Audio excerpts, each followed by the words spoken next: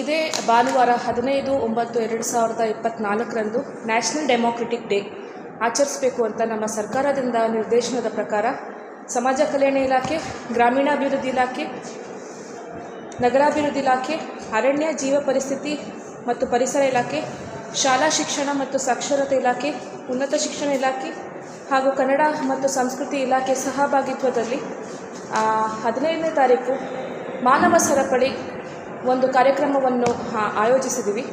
ಇದು ರಾಜ್ಯಾದ್ಯಂತ ನಡೆಯಲಿದ್ದು, ಮಾನವ ಸರಪಳಿ ಒಂದು ರಥ, ನ್ಯಾಷನಲ್ ಡೆಮೋಕ್ರೆಟಿಕ್ ಡೇ ಅಂಗವಾಗಿ ಒಂದು ರಥ ಇಡೀ ರಾಜ್ಯವನ್ನು ಸಂಚಾರ ಮಾಡಿಕೊಂಡು ನಮ್ಮ ಉತ್ತರ ಕನ್ನಡ ಜಿಲ್ಲೆಗೆ ಆಗಮಿಸಲಿದ್ದು, ಹಳಿಯಾಳ ಮಾರ್ಗವಾಗಿ ಇದು ನಮ್ಮ ಉತ್ತರ ಕನ್ನಡ ಜಿಲ್ಲೆಗೆ ಆಗಮಿಸ್ತಾ ಇದೆ.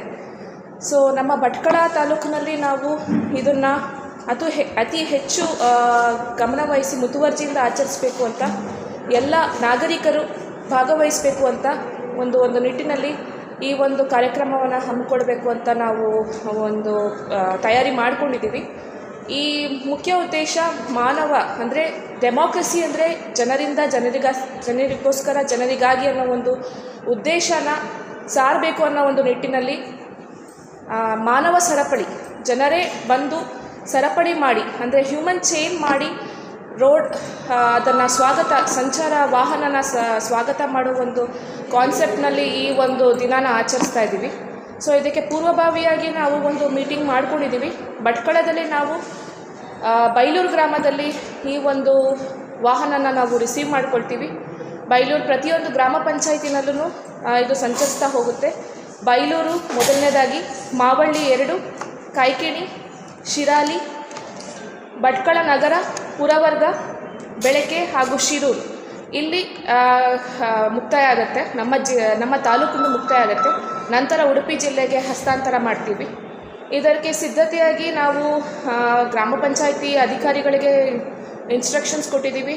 ಜನನ ಒಟ್ಟುಗೂಡಿಸಿ ಅಲ್ಲಿ ಮಾನವ ಸರಪಳಿ ಮಾಡಬೇಕು ಅನ್ನೋದು ಒಂದು ಸಂದೇಶನ ನೀಡಿದ್ದೀವಿ.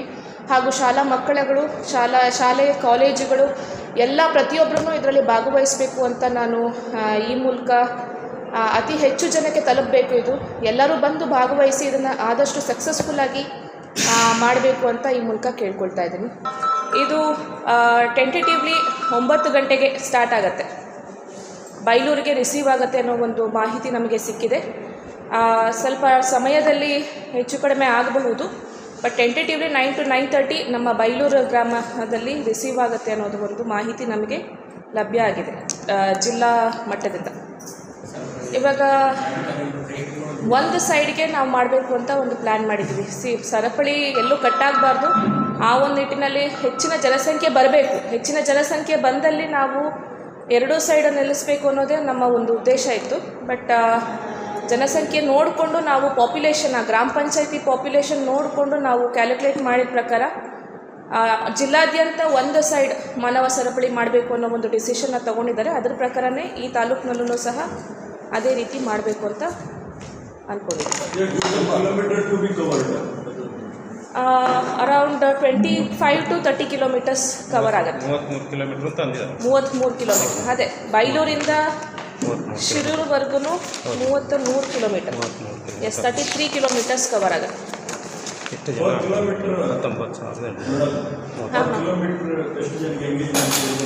ಪರ್ ಕಿಲೋಮೀಟರ್ ಎಷ್ಟು ಜನಕ್ಕೆ ಎಂಗೇಜ್ ಆಗಬೇಕು ಅನ್ನೋದು ಅಲ್ಲ, ಇದು ಗ್ರಾಮ ಪಂಚಾಯತಿ ವೈಸ್ ಕ್ಯಾಲ್ಕುಲೇಟ್ ಮಾಡಿದೆ. ಎಸ್, 600ರಿಂದ 3000 ಜನ ತನಕ ಪಾಪ್ಯುಲೇಷನ್ ಪ್ರಕಾರ ನಾವು ಪ್ಲ್ಯಾನ್ ಮಾಡ್ಕೊಂಡಿದ್ವಿ. For example Bailur to Mavalli 5 kilometre ಇದೆ. ಆ ಒಂದು ಚೈನ್ನಲ್ಲಿ ನಾವು ಅಪ್ ಟು 2000-3000 ಜನನ ಸೇರಿಸಬೇಕು ಅನ್ನೋ ಒಂದು ಪ್ಲ್ಯಾನ್ನಲ್ಲಿ ಇದ್ದೀವಿ. ಅಪ್ರಾಕ್ಸಿಮೇಟ್ಲಿ ಎಲ್ಲ ಅಷ್ಟೇ ಬರುತ್ತೆ. ಮಾವಳ್ಳಿ ಟು ಕಾಯ್ಕಿಣಿ 3 ಕಿಲೋಮೀಟರ್ಸ್ ಇದೆ. ಅಲ್ಲಿನೂ ಕೂಡ ನಾವು 600 ಮಿನಿಮಮ್ ಅಂತ ಇಟ್ಕೊಂಡಿದ್ದೀವಿ.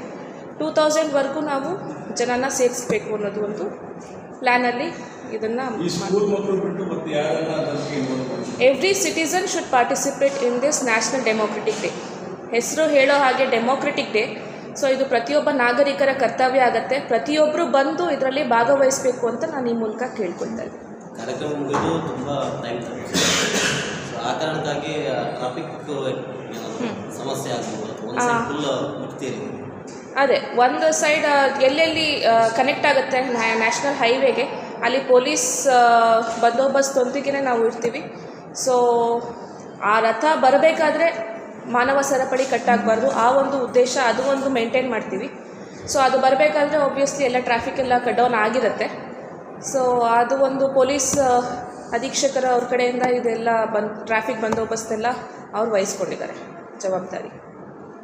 ಆ್ಯಂಡ್ ಜನಗಳಿಗೆ ಕುಡಿಯೋ ನೀರ್ದು ಅಲ್ಲಿ ಬಿಸಿಲಲ್ಲಿ ನಿಂತಿರ್ತಾರೆ ಅಥವಾ ಏನಾದರೂ ಸಮಸ್ಯೆ ಆಗಬಾರ್ದು ಅಂತ ಕುಡಿಯೋ ನೀರು ವ್ಯವಸ್ಥೆನೂ ಕೂಡ ಮೊಬೈಲ್ ವಾಟರ್ ಸಪ್ಲೈನ ಮಾಡಬೇಕು ಅಂತ ಕೂಡ ವ್ಯವಸ್ಥೆಯನ್ನು ಮಾಡ್ಕೊಂಡಿದ್ವಿ ಗ್ರಾಮ ಪಂಚಾಯತಿ ಕಡೆ.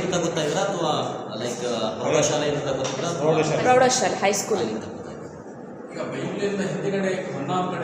ಹೊನ್ನಾವರ ಅನಂತವಾಡಿಯಿಂದ ನಮಗೆ ಹ್ಯಾಂಡ್ ಓವರ್ ಆಗುತ್ತೆ. All over district